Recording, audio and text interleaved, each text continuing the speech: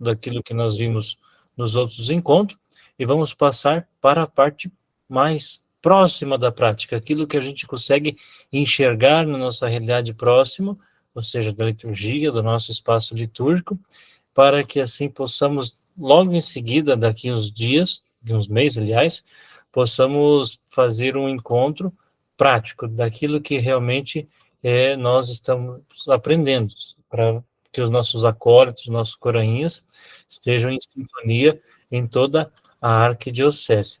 Então, nos últimos encontros, o que nós vimos? Nós vimos, primeiro, vimos a parte espiritual do acólito, do coroinha, que ela é importante para compreender bem a celebração, para edificar a fé dele.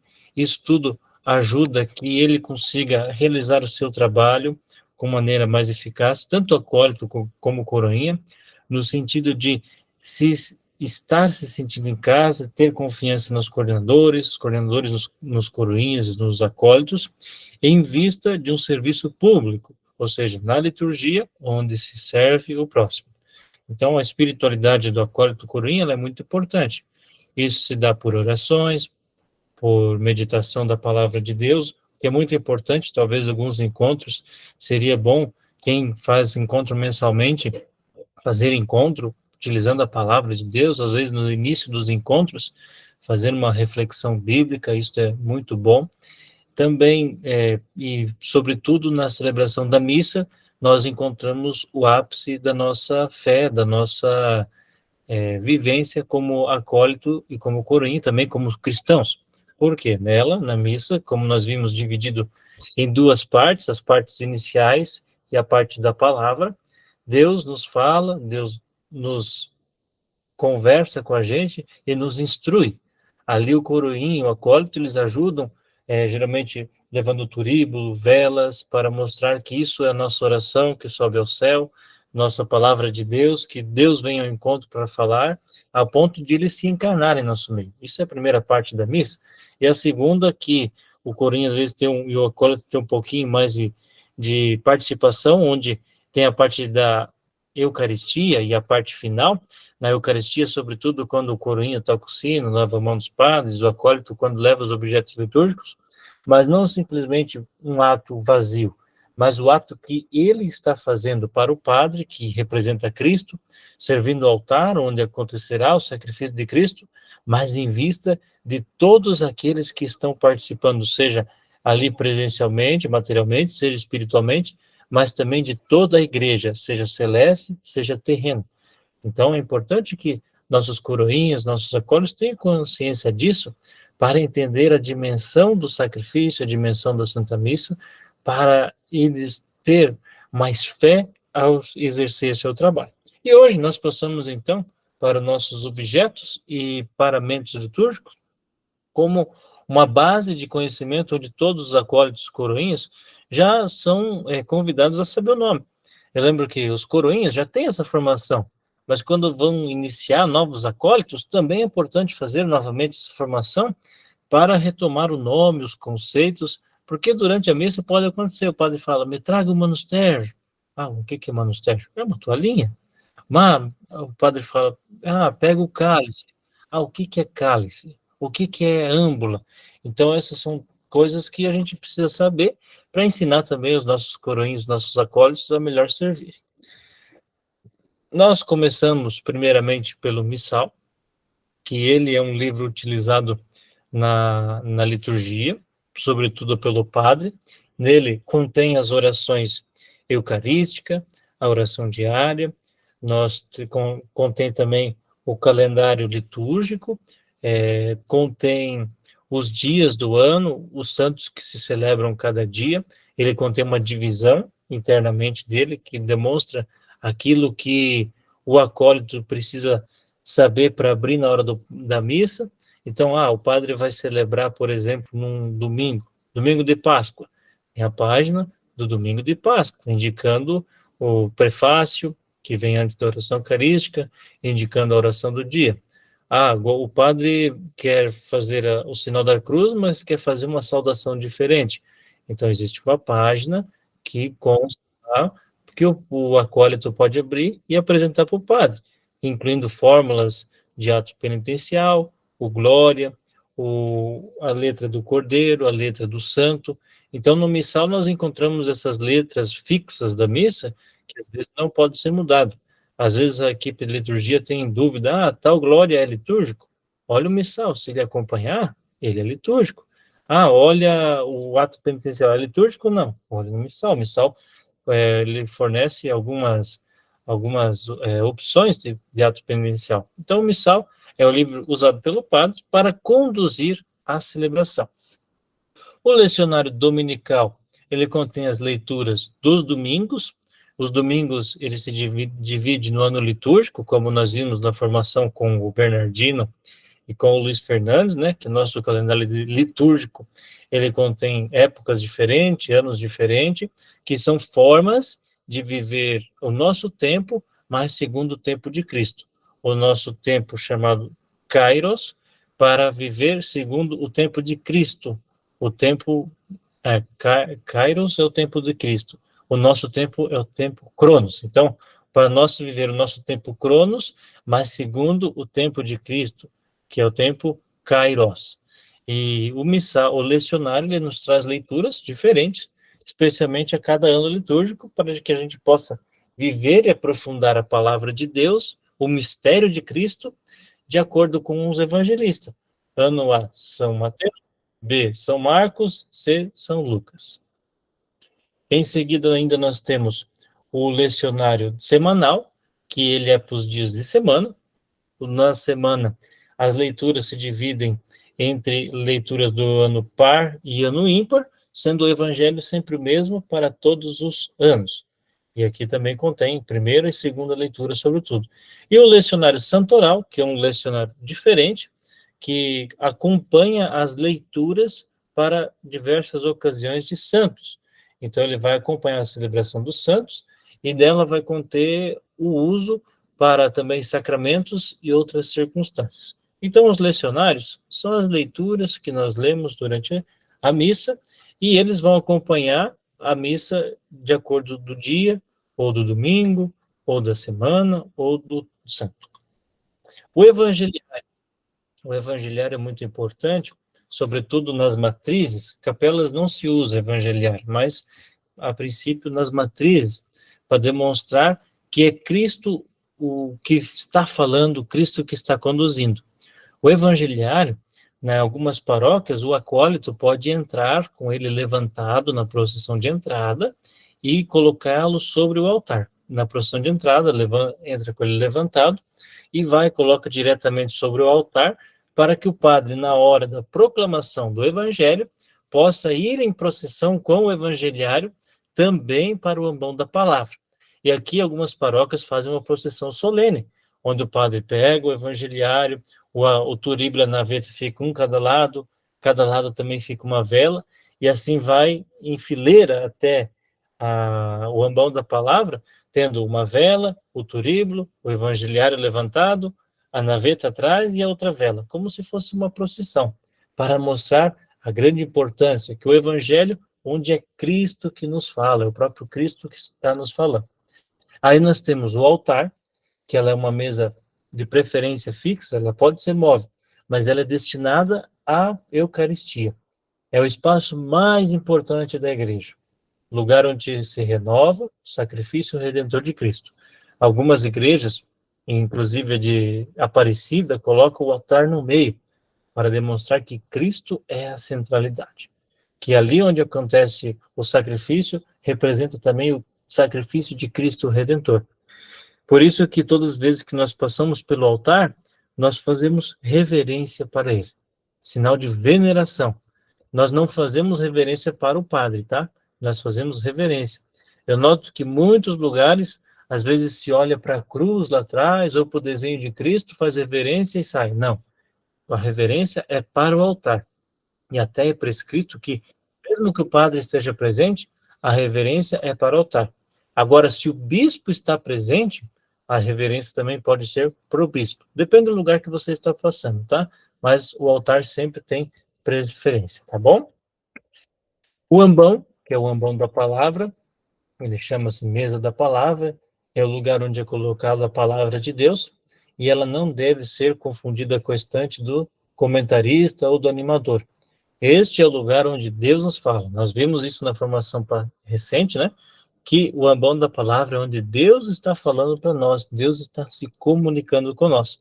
Ali nós lemos primeira leitura, Salmo, segunda leitura, Evangelho e também as preces, porque as preces também são palavras de Deus. A credência, geralmente é uma mesinha colocada num cantinho do altar, do presbitério, ou simplesmente na sacristia. A credência, ela é uma pequena mesa que nós colocamos os objetos litúrgicos e ela se aconselha a ficar próximo ao altar. Mas se não ficar próximo, então a gente escala mais pessoas para que essas pessoas, esses acólitos, possam levar os objetos litúrgicos até a credência. Ah, detalhe, uma coisa que é importante vocês colocarem na paróquia de vocês, no altar não se coloca folha, não se coloca papéis, um monte de coisas. Às vezes as pessoas fazem do altar uma mesa qualquer. Evite de pôr o máximo de coisas possível sobre o altar. Às vezes temos a almofada ou a estante, você só leva para o altar ela se vai usar na oração eucarística. Ah, mas se o padre for usando durante a celebração, tudo bem, se não tem acólito. Mas se tem o acólito segurando o livro ali, por que deixar, então, a almofada em cima do altar? É só para ocupar lugar, só para desrespeitar o altar. Então, no altar a gente coloca velas, coloca cruz, mas caneta, copo, folha, coisas secundárias, é bom que se deixe na credência. A credência serve para isso. Por exemplo, quando o Dom Adelar vai celebrar na catedral, nós deixamos os óculos dele, deixamos a homilia dele, um copo de água para ele, tudo na credência. O altar, ele fica íntegro, ele fica sóbrio, sem nada ocupando lugar, para mostrar que ele é alguma coisa sagrada, que a gente preserva ele. E o altar, o ambão, a credência, ficam num lugar específico da igreja. Esse lugar específico é chamado presbitério, que é um lugar mais alto da igreja, onde todos podem ver e notar o que está acontecendo. É um lugar de destaque. Se chama presbitério porque ali fica o presbítero, o padre, o bispo, o diácono, aquele que preside a celebração. Então, às vezes vocês falam, leva tal coisa em cima do altar. Não, leva a cadeira em cima do altar. Não, você não vai pôr a cadeira em cima do altar, você vai levar a cadeira no presbitério.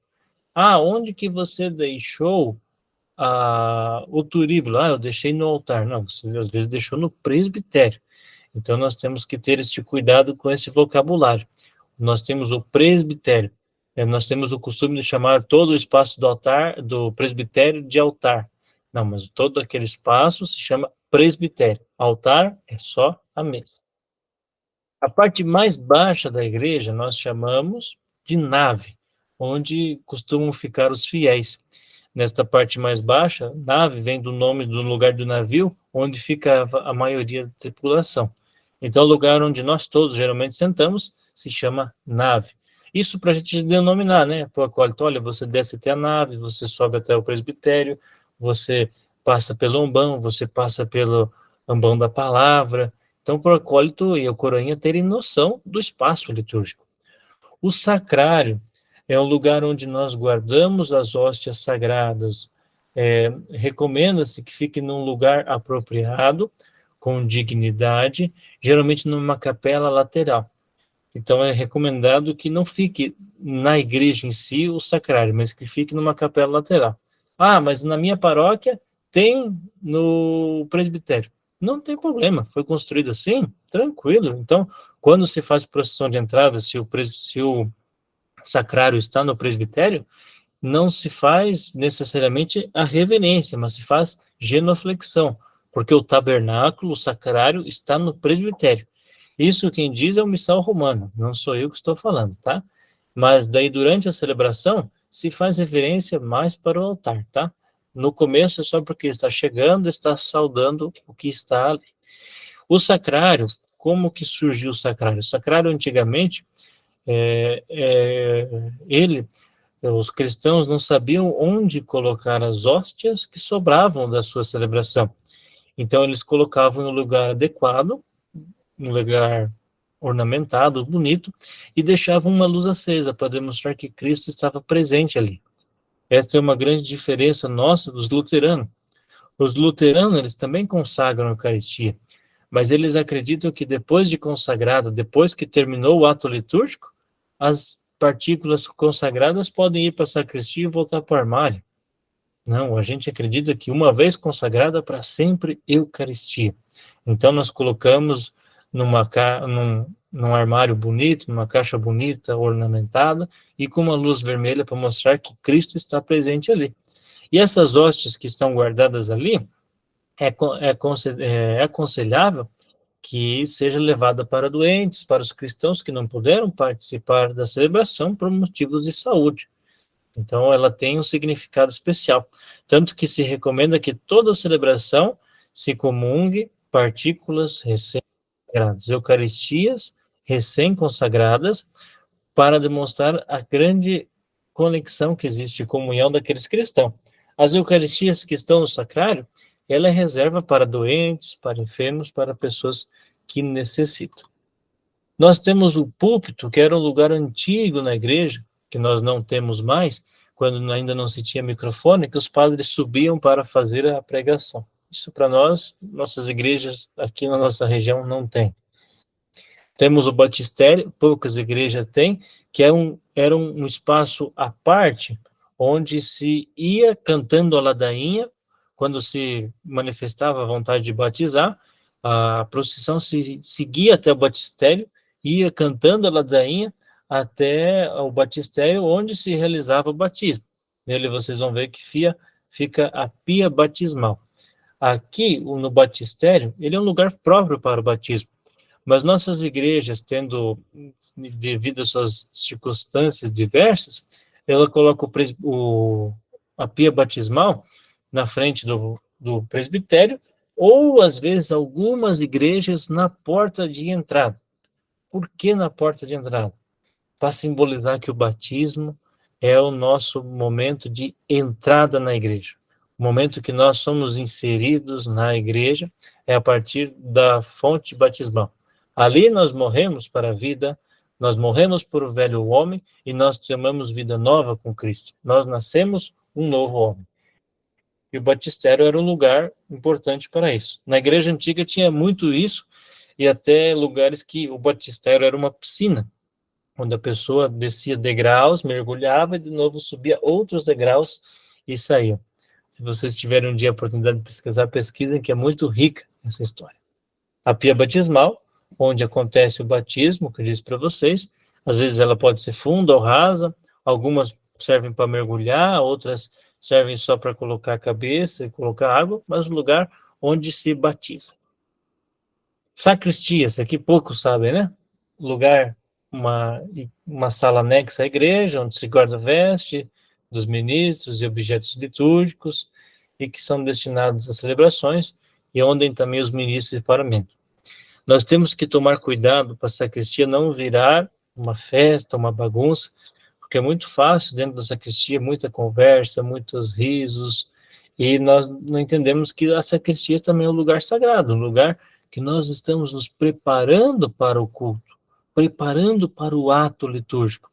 Então, nós temos também que ter consciência de que a sacristia também é um lugar importante. Não que será aquele silêncio muito profundo, mas um lugar de respeito, né, onde a gente não vai contar muita piada, não vai dar risada por qualquer coisa. Alegria, ela tem que ter, mas uma alegria moderada, né, algo mais verdadeiro, né, algo com respeito, evitar palavrões, evitar falar alto, assobiar, porque às vezes de algumas sacristias se ouve até lá dentro da igreja o que está acontecendo ali, né, então temos que ter cuidado em relação a isso. Corporal. Corporal, esse é o pano maior que nós colocamos por baixo da Eucaristia. Quando nós vamos preparar o altar, nós trazemos o cálice, e o cálice contém diversas alfaias, panos, para auxiliar ali. como nós estamos lidando com algo sagrado, qualquer partícula, qualquer gota, ela é sagrada, a partir da consagração.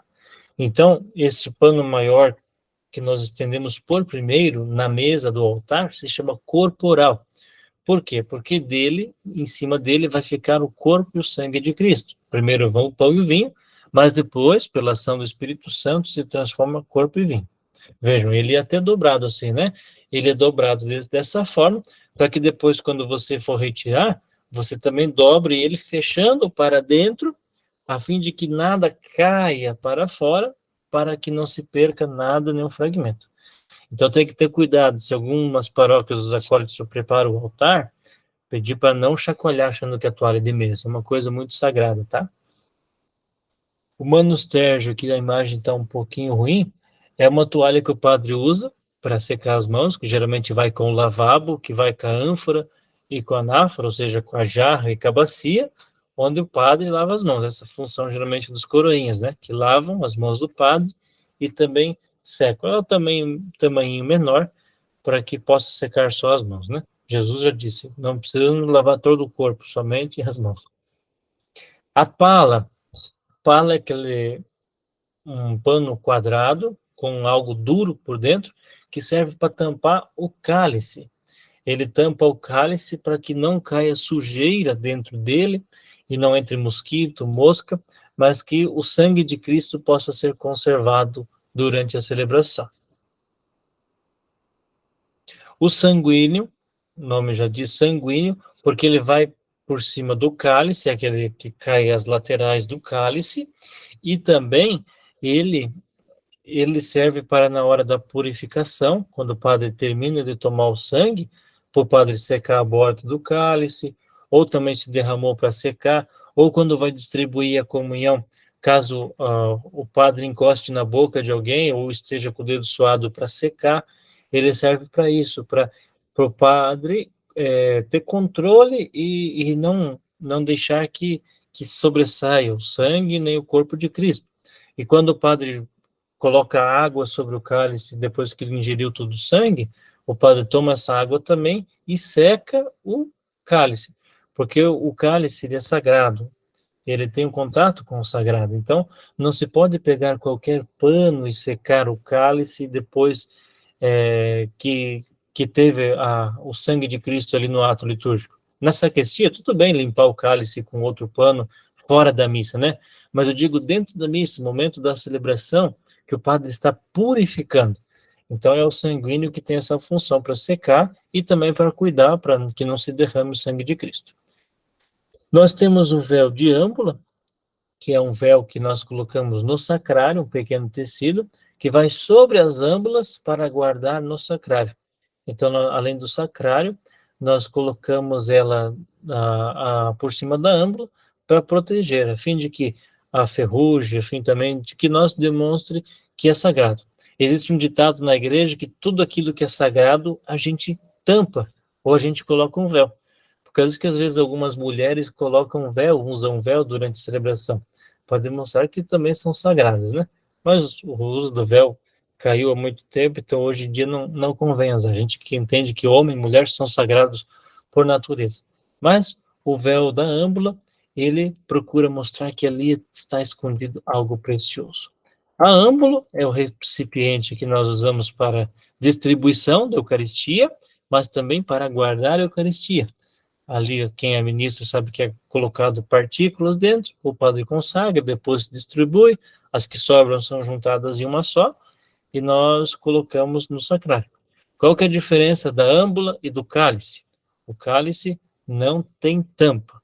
O cálice, ele é maior, geralmente é dourado por dentro, ele tem um aspecto mais oval, dependendo do cálice, e ele é destinado para o sangue de Cristo. A âmbula é para o pão e o cálice é para o vinho, que se tornará sangue.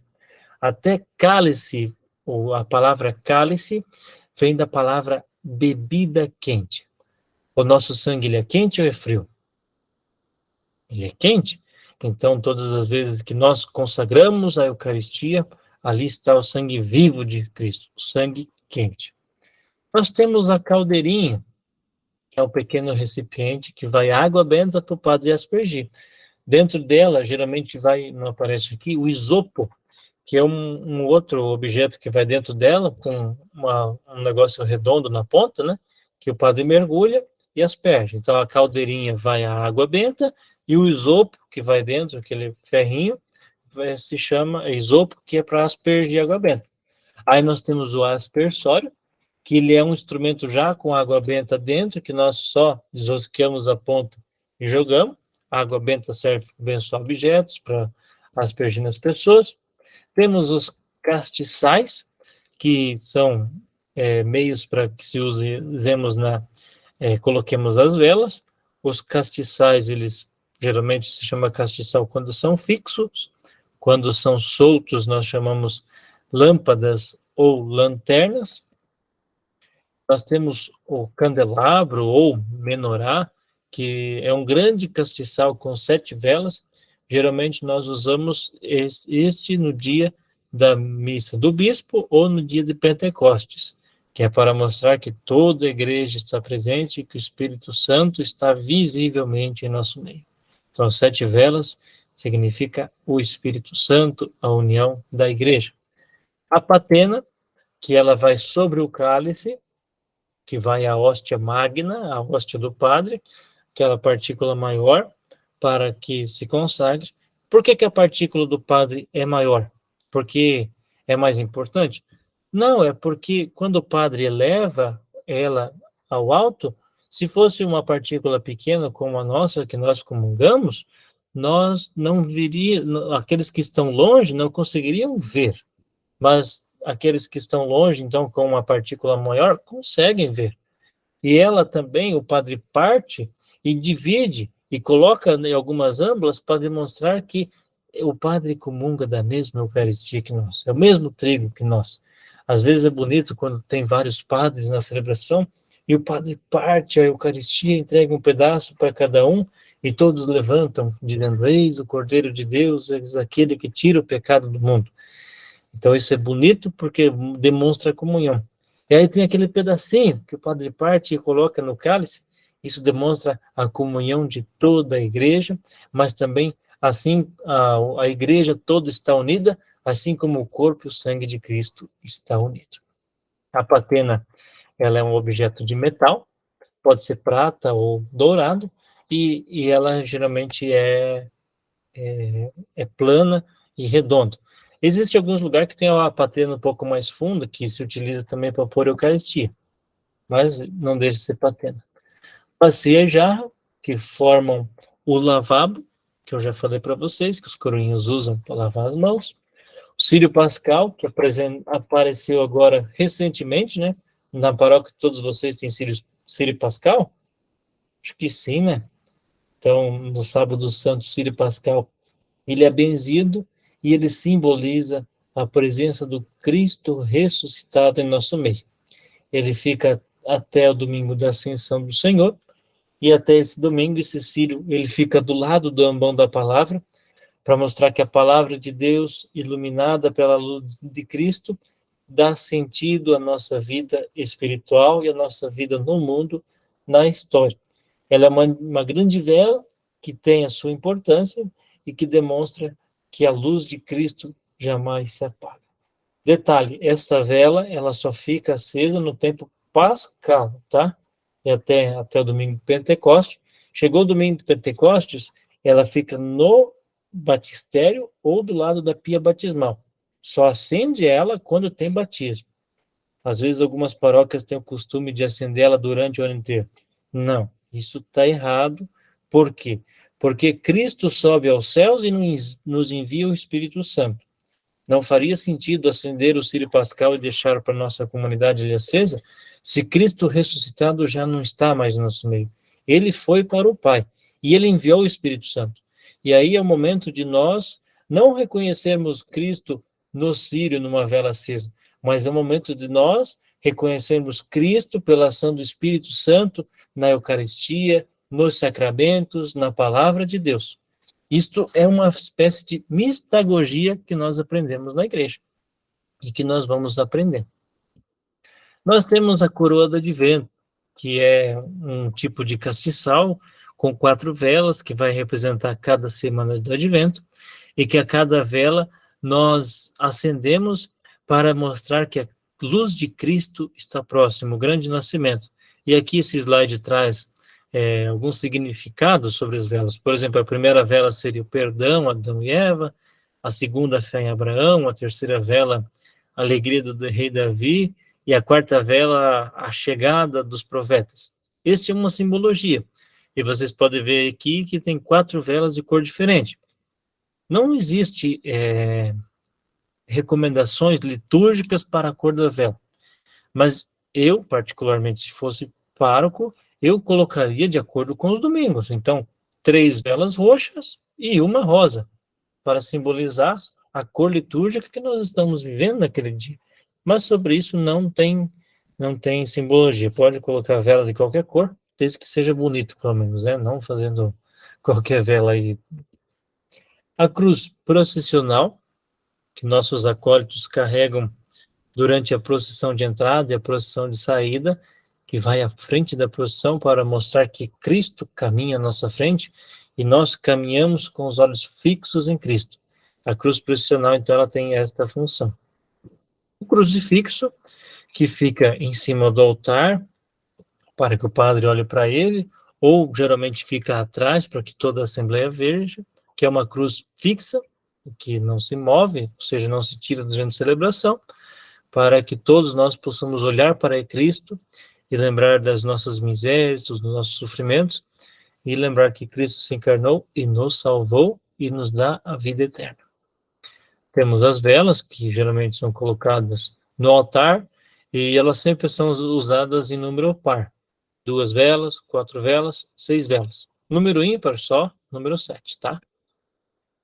Ostensório, e ele serve para expor a hóstia consagrada, para a adoração dos fiéis e para a bênção santíssima.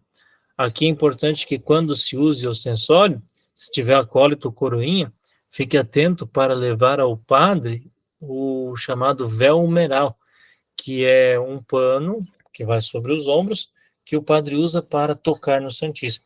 Veja, nem o padre, que é uma pessoa ungida, toca diretamente o Santíssimo Sacramento com as mãos, mas ele pega com o véu umeral para demonstrar a grande importância desse sacramento.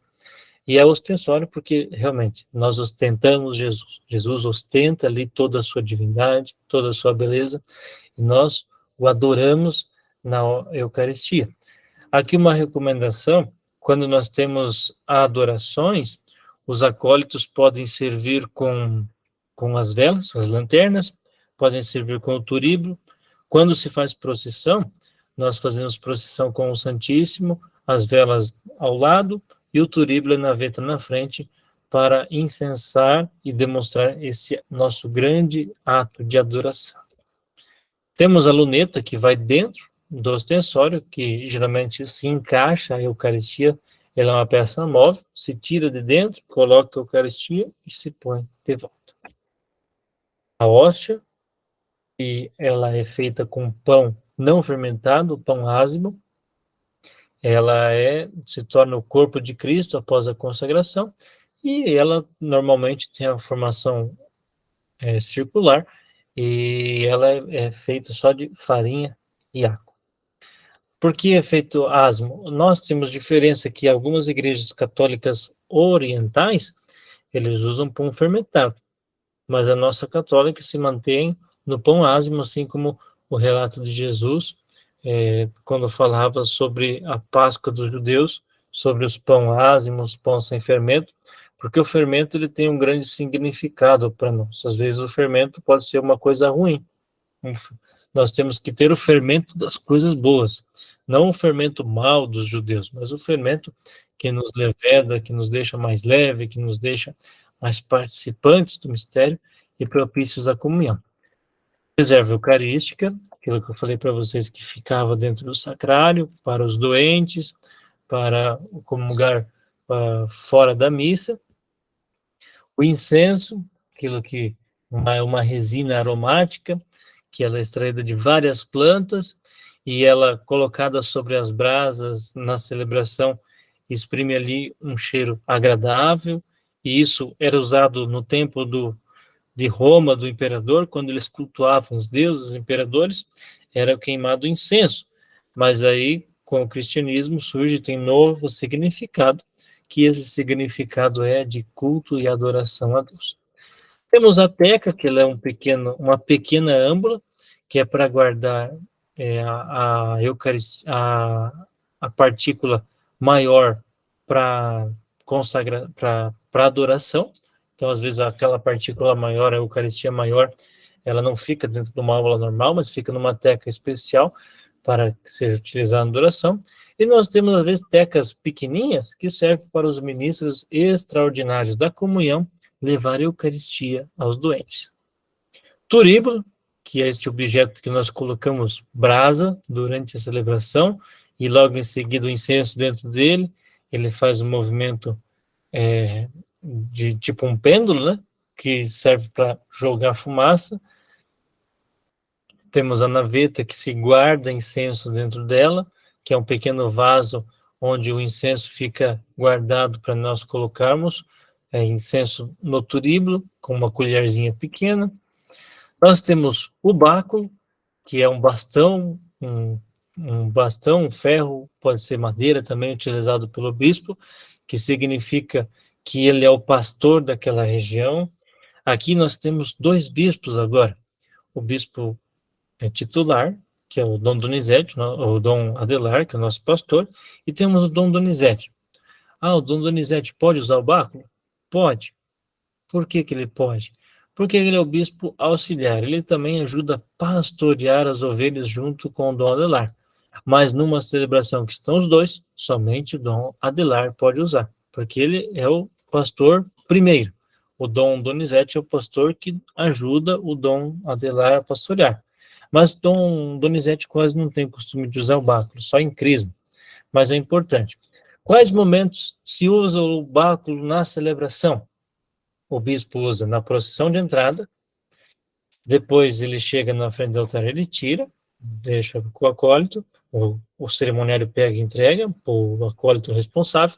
Depois, enquanto se ouve o evangelho, durante a homilia também pode-se usar o báculo, e também depois, por último, na bênção final e na procissão de saída. Esses são 5 momentos que nós usamos, que nós não, né? Que o bispo usa o báculo, né? Que o bispo usa o báculo durante a celebração. A cruz peitoral, que é utilizada pelo bispo no peito durante a celebração e fora também.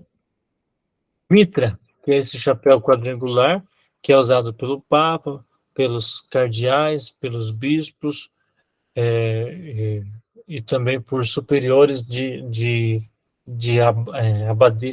abadias. Os abades também podem usar, somente os abades, superior de um mosteiro, desculpa, quer dizer, né? A mitra ela já é um pouquinho mais delicada, o seu uso dentro da celebração, que é assim, quando o bispo está se dirigindo ao povo, ele usa a mitra. Mas quando o bispo está se dirigindo a Deus, ele não usa a mitra. Então, na procissão de entrada, o bispo usa a mitra, ele, no sinal da cruz, ele vai iniciar em nome de Deus. Então, ele inicia sem a mitra, o ato penitencial sem mitra, o glória sem mitra, oremos sem mitra. Daí chegou o momento de ouvir a palavra de Deus, onde a liturgia está se direcionando ao povo, Deus está falando com o povo. Então, o bispo coloca a mitra. Chegou o momento do evangelho.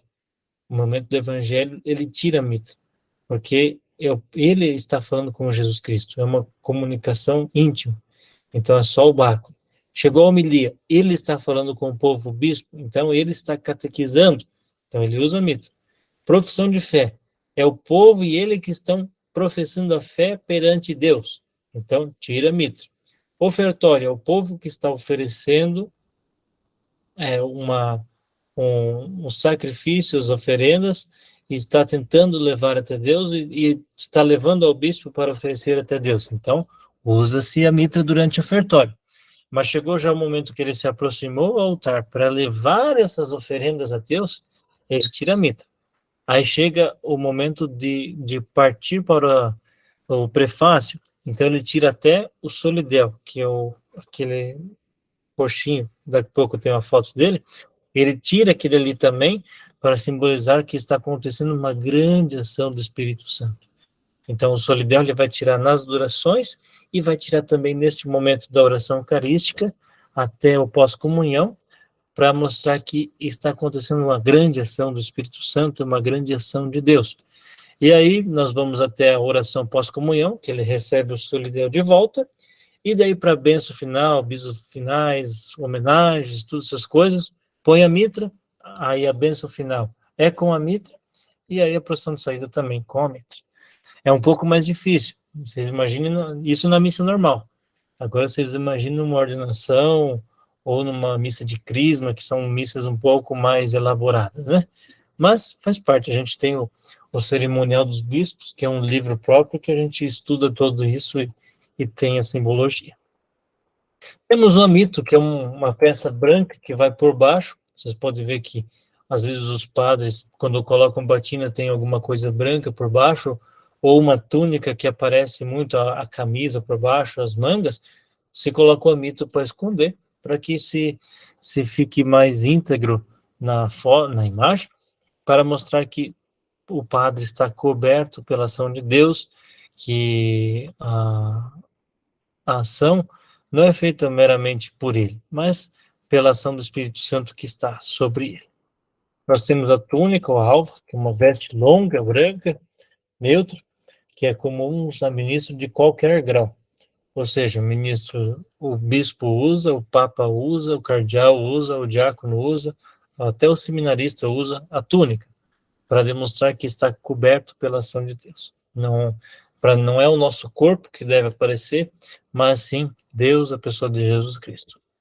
Símbolo é um cordão que se amarra no cinto, na cintura, com significado que nós temos os reincingidos ou que nós estamos a serviço. Reincingidos, cingidos, significa a nossa adestração, a nossa continência a Deus, o nosso cuidado com as nossas paixões, com nossos vícios, nossos orgulhos, que Deus está segurando, Deus está nos ajudando. E aí também o sinal de serviço é que os antigos missionários usavam uma cordinha na cintura, porque quando eles se abaixavam para fazer alguma coisa, a túnica caía.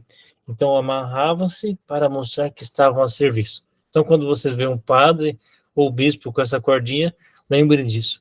Ele está a serviço, mas também ele está se cingindo, ele está se purificando para Deus.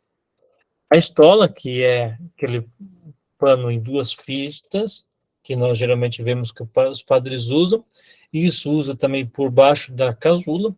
Ela, desse modo aqui, que nós vemos na vertical, o padre, o bispo usa, o diácono nós teremos na diagonal, e ela simboliza a figura do Cristo que põe a ovelha em seu pescoço e a carrega. Os antigos pastores usavam uma espécie de pano assim, que confortava a ovelha nas costas, com os pezinhos aqui do lado, para carregar. E ela muda, né, de acordo com a cor litúrgica. A casula, que é uma veste mais festiva, uma espécie de manto, que acompanha a cor litúrgica, para mostrar que é uma celebração mais importante, mais solene. Temos a capa pluvial, ela é pluvial por causa desse formato dela, triangular, né? Lembra uma cobertura de uma casa, ela geralmente é assim, né? Para mostrar que quando a chuva cai, ela cai pelas laterais. Mas aqui se chama pluvial porque o padre usa para conduzir procissões, geralmente quando ele sai da igreja, para ele conduzir casamentos, fazer rito de aspersão, alguns ritos fora da missa ele pode usar a capa de pluvial. Nós temos o velmeral, como eu já disse para vocês, ele é usado para a bênção do Santíssimo, usado para carregar aquilo que é sagrado, e também nos santos óleos nós carregamos os santos óleos com elas, né? Ó, vermelha geralmente se leva o óleo do crisma. O roxo, o óleo dos enfermos. branco, o óleo dos catecúmenos. Mas, a rigor, o véu meral se utiliza na procissão do Corpus Christi e na bênção do Santíssimo para transportar o ostensório. A dalmática ela é uma veste própria do diácono, ela é a espécie de casula do diácono, mas ela tem diferença porque ela tem manga e a casula do padre ela não tem manga, ela é um tecido único por cima. Essa aqui não, ela tem costuras, ela tem uma manga, parece uma camiseta um pouco mais larga e grossa. Por quê? Porque o diácono ele tem justamente a função de serviço, a função de servir. Então as mangas facilitam no serviço. E ela também acompanha as cores litúrgicas. A batina, que é uma veste própria do clérigo, do padre ou do seminarista. Então ela tem 33 botões na frente, 5 botões do lado, e também ela se usa o colarinho por baixo, ela tem faixa. Atenção, os acólitos não usam batina, eles usam apenas uma túnica preta que imita a batina, tá bom? Então se evite de usar batinas nas paróquias, porque a batina é uma veste clerical, tá bom? E, tipo, se os acólitos não podem usar, então é bom evitar. Sobrepeliz é uma veste também que os acólitos usam, e nós, os padres, nós seminaristas também usamos, que vai por cima da batina e por cima também da túnica preta, que é esta branca, que tem renda ou não tem renda. A dos acólitos, os coroinhas, a gente aconselha a não ter renda, que é essa parte mais trabalhada embaixo, a ela ser somente lisa, tá? Por quê? Porque a renda é uma coisa já para os clérigos e uma coisa com mais destaque. E os acólitos, quando eles estão ali a serviço, não estão para chamar a atenção. Carrilhão, ou sininhos, que são os tocados durante as celebrações, nas mais festivas tocadas durante o Glória, mas, sobretudo, é tocado na hora da consagração. Essa função é reservada aos coroinhas, que tocam durante a consagração. Como tocar? De acordo com o costume da paróquia, 3 vezes a cada elevação, ou 3 e 3 vezes, como é o costume. Então, isso é o carrilhão. A gente nunca vai chegar no consenso, mas se toca, segundo um costume antigo, durante a consagração. Temos a sineta, que daí é um sininho único, que também tem a mesma função do carrilhão. Quando tem mais que um sino, carrilhão. Quando tem um sino só, sineta. Sim, vocês podem chamar para diferenciar. Matraca, quando não se tinha sino, se trocava matraca. Alguns antigos aí vão saber que é um costume. Ou em épocas que não se toca sino, podia se tocar a matraca, que ela é um toque mais seco e mais agudo, né? Então, aliás, seco e grave. Então, a matraca era utilizada, sobretudo, em tempos da quaresma ou do advento, para demonstrar um tempo mais sério. Mas hoje, nas nossas igrejas aqui, não lembro de ter visto alguma. Lâmpada do Santíssimo, que indica a presença, fica ao lado do sacrário. Geralmente ela é vermelha, para demonstrar que é ali o fogo, a chama viva do amor e da esperança. Lanterna processional, ou luzes, né, que nós utilizamos, que os acólitos utilizam na procissão de saída, na procissão de entrada, na procissão do evangelho, durante o santo, quando eles podem entrar e se posicionar à frente do altar, são a lanterna processional. Geralmente 2. E assim, nós finalizamos a nossa apresentação de hoje sobre os objetos litúrgicos. Acham que faltou algum, que deu tudo certo? Como que foi? Isso vocês já podem ir levantando a mão e perguntando.